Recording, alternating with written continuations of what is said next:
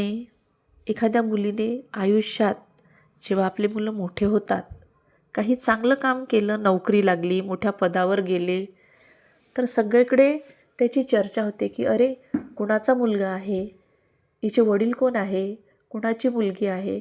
पण याच विपरीत जर मुलाने एखादी वाईट घटना केली किंवा मुलीने एखादी वाईट घटना केली की लगेच विचारल्या जाते की अरे हिच्या आईचं लक्ष नव्हतं का हिच्याकडे, आईने काही शिकवलंच नाही वाटते याला.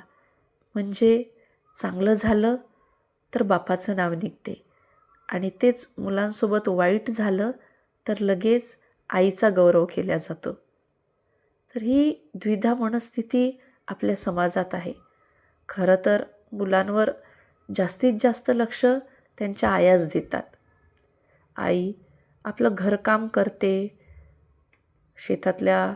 खेड्यातल्या बाया तर शेतातसुद्धा उन्हातान्हात राबराब राबतात, घाईघाईत घरी येतात, पुन्हा घरचं कामं, स्वयंपाक, मुलांकडे लक्ष, आणि हे सगळं करताना त्यांना स्वतःकडे लक्ष देण्यासाठी वेळच मिळत नाही. ही झाली खेड्यातल्या स्त्रियांची परिस्थिती. पण शहरातसुद्धा काही वावगं नाही. शहरातसुद्धा आपण वर्किंग वुमन म्हणतो, पण वर्किंग वुमनलासुद्धा घरचे सर्व कामे आटपूनच ऑफिसमध्ये, शाळेत, जिथे काही ती कामाला जात असते तिथे आपल्या घरची सर्व सोपस्कार पार पाडूनच प्रकारची कसरत सुरू असते तिची. पण दररोज नियमितपणे ही ती सर्व कर्तव्य पार पाडत असते. आणि कितीही उच्च पदावर स्त्री जाऊ द्या, परंतु तिला आपल्या घरातले कामकाज, त्याची देखरेख, मुलांची काळजी ही घ्यावीच लागते. यातून आपली काही सुटका होऊ शकत नाही. आणि स्त्री तशीही इमोशनल असते घराशी.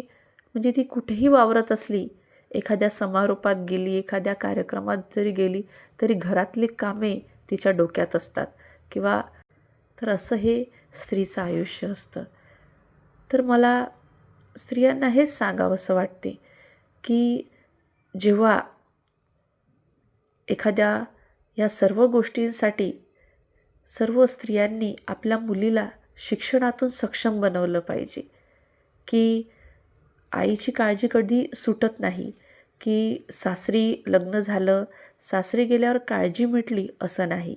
सासर चांगलं मिळालं तर ठीक, परंतु काही वेगळ्या विचाराचे लोक मिळाले तर उगाचच आपल्या मुलीने काही वाईट पर्याय निवडू नये. म्हणून तिला प्रथमतः शिक्षणाने तेवढं सुदृढ बनवायचं की ती तिचे निर्णय ठामपणे तिला घेता आले पाहिजे. स्वतःच्या पायावर ती उभी राहिली पाहिजे, की निदान तिला स्वतःचं आणि आपल्या मुलाबाळांचं पोट भरण्या इतकत तरी ती पैसे कमावती असली पाहिजे. आणि शिक्षण हा केवळ एक नोकरीचाच भाग नसतो, तर शिक्षणामुळे तिचे विचार विस्तृत होतात.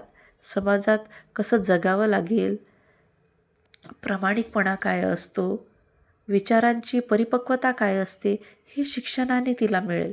आणि त्यातून ती तिच्या आयुष्यातल्या मोठमोठ्या संकटांवर मात करू शकते.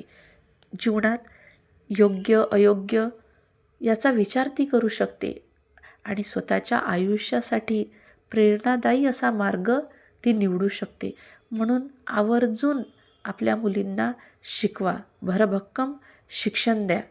आणि हे शिक्षण देता देता आईचं हे सुद्धा कर्तव्य असते की निव्वळच मग मुलींना तिच्या मनाने करू देणे हेही नाही, तिच्यावर आपल्याला लक्ष ठेवावेच लागेल.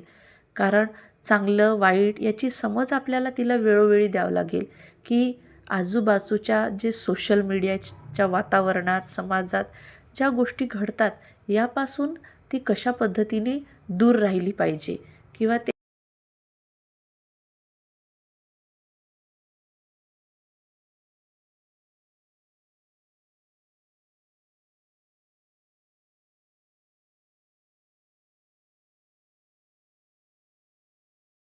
वर लक्ष देणं सुद्धा तेवढंच आवश्यक आहे.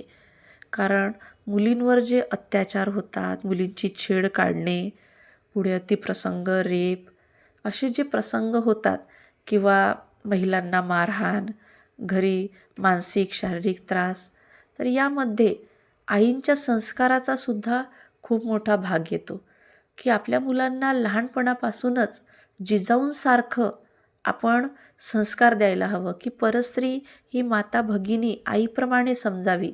शाळेतल्या मुलींसोबत, कॉलेजच्या मुलींसोबत तू व्यवस्थितच वागायला हवा, त्या तुझ्या बहिणीसारख्या आहे, असं त्याला ठामपणे तसे संस्कार त्याच्यावर करायला हवे. मोठ्या स्त्रियांचा तू आईप्रमाणे आदर करायला हवा, कधीच त्यांचा अवमान करायचा नाही, असं आपल्या मुलांना आपल्याला प्रथमतः शिकवावं लागेल. म्हणजे आपले मुलं कोणत्याही वाईट प्रसंगाला सामोरे जाणार नाहीत. तर असं मुलगा आणि मुलगी दोन्हीही घडवताना स्त्रियांना विशेष काळजी घ्यावी लागेल.